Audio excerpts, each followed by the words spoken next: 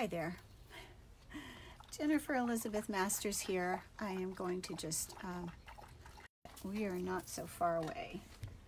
So today we're talking about depression. It is a subject that I am well acquainted with. I suffered from depression for well over 20 years. Okay, so while we are just kind of sitting here chilling, what I'd like to do though is to make this sort of an interactive thing. So what I'd like you to do is just sit up straight and uncross your arms and legs and put your palms facing upwards in your lap. And why is that? Because if you're sitting with your arms crossed or your ankles crossed or your legs crossed, what happens is whatever I'm giving you as an energy thing is going to be, it will be impeded by any kind of crossing that you do. So you'd be blocking the energy coming from me. And there is some coming from my voice, just coming from my energy field. And my high self is so finely attuned to doing energy healings and working on people that the minute that someone asks for my assistance, sends me an email. These are clients of mine. As soon as they send me an email, my high self goes and starts working on them. It's just this automatic thing. It's happened. And so what I would like you to do is just let go of any resistance, because this is kind of an energy exchange thing. So, and the other thing I'd like you to do is just take a deep breath. And breathing, although it's very simplistic and simple, can really change the way you feel. So take a deep breath. And as you do, let go of your shoulders. Drop your shoulders just a little bit. Relax your shoulders. Sitting upright, but relax your shoulders so that they're not up here around your ears. You're going to notice that, oh, wow, I'm carrying stress in my shoulders. So just dropping your shoulders, relaxing in again.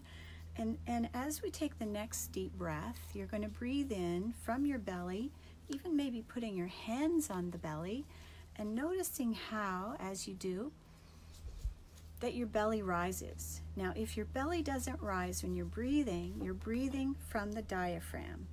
And diaphragmatic breathing isn't healthy, because it's too short. It doesn't allow the lungs to really expand completely. The diaphragm is actually meant to lift upwards to help you to expel air, as opposed to, as you inhale, letting down. That's not the way it works. It lifts up to expel air. So you want to do belly breathing. And when we breathe from the belly, then the lungs and the chest expand. So why am I spending so much time when I'm talking about depression, talking about breath? Well, because we are something like 60% water, and then what else do we need to run the show, to run this beautiful body? We need oxygen. If you're not getting enough oxygen in your bloodstream, then you're not going to get enough nutrition. Your lungs aren't fed, your organs aren't time, your body's not functioning in its. We're just breathing together here, everyone, while you're joining us. I'm just taking a few moments to just connect here with everyone and just relax and breathe. So one more deep breath, letting go of those shoulders once again, dropping them down a little bit more.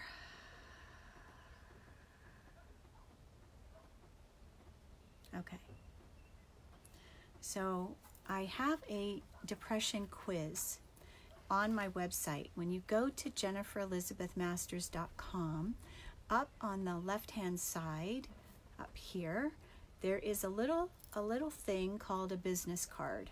And on that business card, there are links. There's a link to getting assistance with depression. There's a link to my self-love quiz. There's a link to wealth manifestation. So all of these things are all interconnected. And these are all things that I help you with. Okay, so, hi Jen. All right, so what are the symptoms of depression? Because we hear about depression all the time. Are people kind of conflagrating? Are they making it up? Or is everybody really this depressed? And I would say the answer is a little of both, but depression is rampant today in our society. And depression will mean that you know, when you wake up in the morning, you may feel like, geez, you know, it's another day. Oh, you know, how am I going to get through this? If you're waking up that way, you might be depressed. If you lack motivation, or if you're always tired, or if you're feeling the sense of helplessness and hopelessness, that is a really big one. If you're having a hard time enjoying life, if you're not enjoying sex, if you're not enjoying eating, if you're not, or you're overeating, if you're not enjoying your friends and family, if you're not enjoying the things that normally would bring you pleasure, that's a really big telltale sign. It's a really big telltale sign. Okay, so just a little bit about me. I was depressed for more than half of my life, and you know, when I mentioned it to my mother, she said, oh, nonsense, you're not depressed. Well, I'd always been, from the time that I had trauma. And so I'm just going to spend a little bit of time here because I think it's helpful to know, well, why are people so depressed today? And I've got lots of answers for you, and they're coming out in my new book. And I haven't launched it yet. It's coming out very soon. But this book is a healing book. It will help to heal you. It will heal you. There's audio tracks at the end, and they will heal you. Okay, so why are so many people depressed? Can you take a guess? What is this about? What could be possibly going on? Well, a lot of it is if you've ever been raped, if you've ever been sexually assaulted, if you've ever been molested, if you had parents that didn't validate you, or they didn't give you the love that you wish that you could get from them, if they told you things that were lies, if anyone lies to you. You get my drift? You see why so many people are depressed today. So the underlying cause of depression, doctors will say they have no idea what it is. But when you get rid of the reason, which is what I did, when you get rid of the reason that you're depressed, the depression just, it falls away mysteriously. Isn't that interesting? And I'm talking about without a pill. And now I will say, you know, there may be some people with some really serious issues out there. I'm not telling you to go off your medication. I'm not telling you to do that. But what I am saying is start to notice, where's anger coming from? Where are you feeling angry? Are you feeling that, you know, maybe that's not me gulping, by the way. If you're feeling like there's anger coming up, if you're yelling at your spouse, you're yelling at your kids, and it seems like for no reason you're overreacting or just being really bigly triggered. So I want you to think back to all of the things that happened in your life where you felt you had no control. So just sit with that for just a moment. I don't want to brush this off. This is huge. So when we feel like we have no control over our body, and there are those out there that feel like we shouldn't have any control over our bodies. From the time we're children, there was a law on the books that was eradicated recently. I don't know if you're aware of it, that took away a child's rights to being sexually violated. Now, why would people do such a thing? It's a really good question. To make sexual molestation legal? And so, let's talk about this just for a little bit more. So, let's just talk about either any kind of sexual aggression. When someone is bigger than us, when someone is loved and trusted by us, and they take away or they do something to us that we can't ward off, we can't stop, we can't prevent, we're feeling helpless, right? We feel helpless, and we might also feel hopeless, like, oh my God, what am I going to do? I'm here in this household, I am part of this family, what am I going to do? You could be 5 years old, 6 years old, you could be 12 years old, but in any event, when something happens where someone overpowers you, whether it's a brother, a babysitter, or it doesn't matter who it is, overpowers you and makes sexual advances to you, it's going to cause depression. And this is what the world is not speaking about. It's a big thing. And when you look around, when you talk to people, when you really have the deep conversations with your friends, with your girlfriends, with your boyfriends, how many people have been molested? The numbers are mind-blowing. I know. It doesn't make me happy to share this information. It doesn't, lift me, and I'm sure you're not feeling lifted. But what I want to say is, when you know what the source is, and then you can start to lift and uncover it. And this is what I do in my work. I help people. I take away all the stuff that isn't you. I clear all that, the muck and debris and the shame and the guilt, and I help you get rid of that anger. And so when all of that is lifted, and it's just like this, wow, this bright shining you comes out, because this is who you really are. You're not a shamed, guilt-ridden person. That's not who you truly are. These things have, they've just been sort of dumped on you. So, all right. So, what can I do to help you today to lift some of the way you're feeling?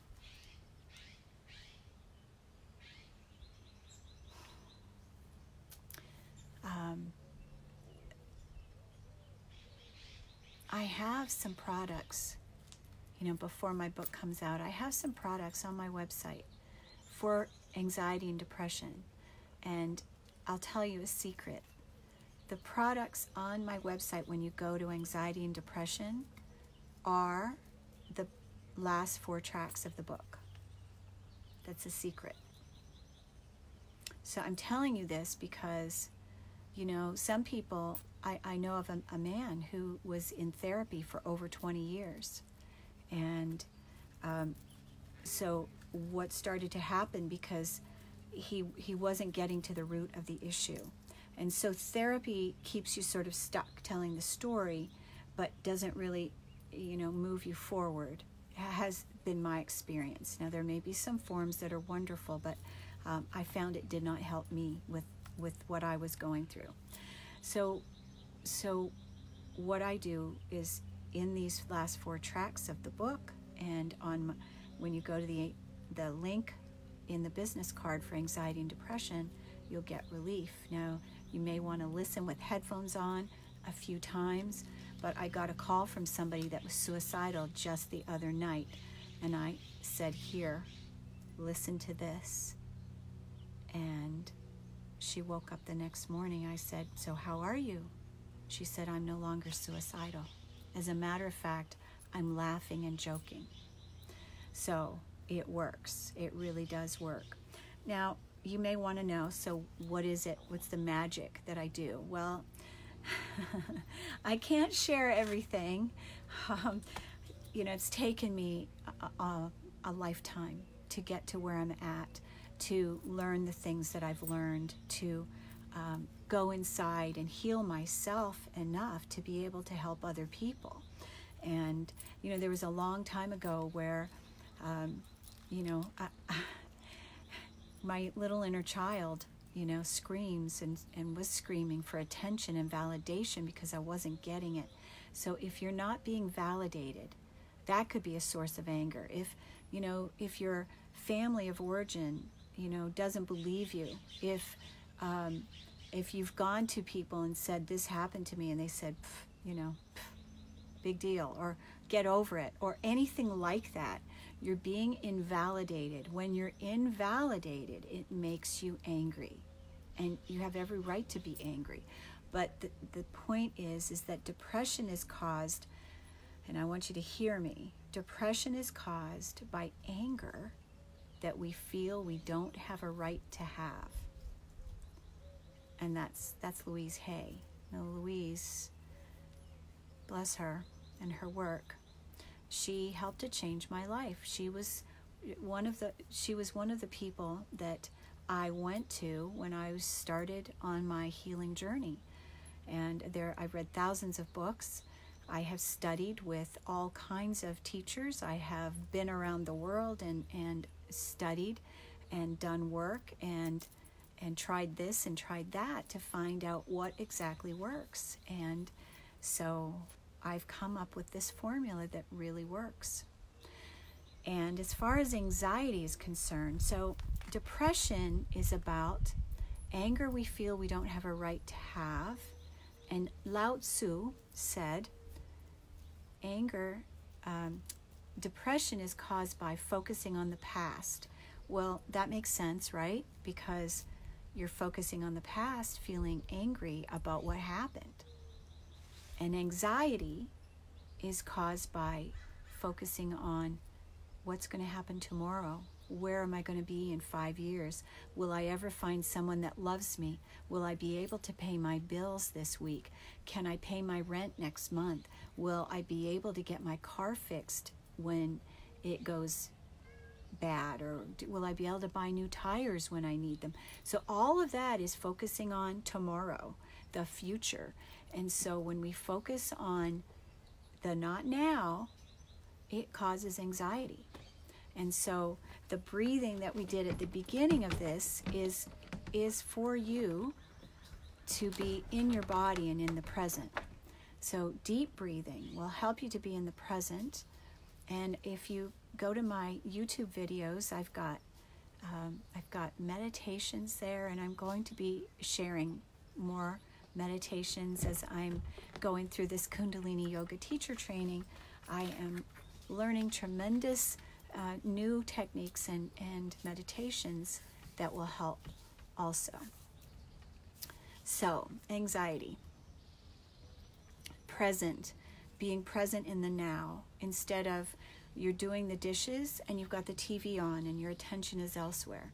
So when you're doing the dishes, I'm going to teach you some mindfulness techniques. When you're doing the dishes, watch what you're doing. Experience the bubbles. Watch the magnificence of the water and focus completely on what you're doing. When you're with your children, be with your children. Don't be multitasking and working on your business.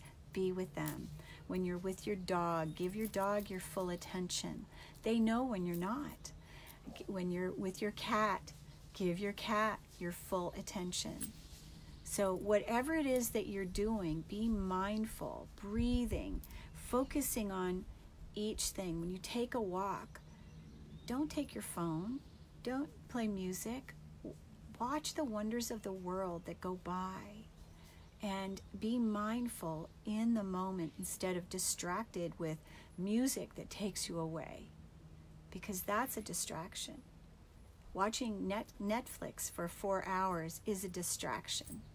You're not in your body. You're just zoning out. You're not mindful. Now, I'm not saying that you can't enjoy a movie or you can't enjoy a TV show. You can do so, but watch when you're using it as a way to veg out, because that's not healthy. And so I'll talk to you a little bit about television. So I think it was 5 years ago I cut off my cable. I had Dish Network, and I cut it off 5 years ago. So I haven't had cable since. And when I moved, which was last August, I gave my TV away. Prior to that, it wasn't even being turned on. So focus and do the things that bring you joy, that bring you happiness, that bring you peace, and that will keep you connected and in the present. And if television is one of those things that allows you to zone out, you may want to just turn it off for a little while. Find something else that will give you more joy and you can be present. You know, whether it's a puzzle or writing in your journal. And then I'm going to give you a little takeaway. Whatever you do at the end of the day, right before you fall asleep, goes into your unconscious mind. And we are run by our beliefs that are totally unconscious. Our beliefs were programmed between birth and age 7 years old, when we are in a theta state. When we're in a theta state, we're basically under the state of hypnosis. We're being hypnotized by our parents. We are modeling exactly what they do and say. Horror of horrors for a lot of us, yes? So I also want to add that this is your brain. Your brain is in here, but your mind isn't. The mind is out there. Your mind is out here. The mind is connected with millions of other beings who are also thinking thoughts, and we are sucking in from the consciousness, the mass consciousness. And so that's, you know, we're all connected. So no wonder, do you get it? No wonder so many people are depressed. We're all connected. So if 10 people are depressed, right? It's what happens. We're all connected. So this is why I am absolutely passionate about helping you heal anxiety and depression. And so you go to my website, JenniferElizabethMasters.com. You got a couple of choices there. You can book a session with me, a discovery session. Yes, it's free. I'll spend 30 minutes, maybe more, depending on my day with you, mapping out a plan of action. But I have been known to help people in one session, sometimes 3 months, but I've helped people transform their life, literally. I worked with a gentleman. I hadn't spoken to him since December of last year, and he told me that I completely eradicated the tape that played in his mind all his life. Now he's 49. The tape that played in his mind over and over and over, I eradicated.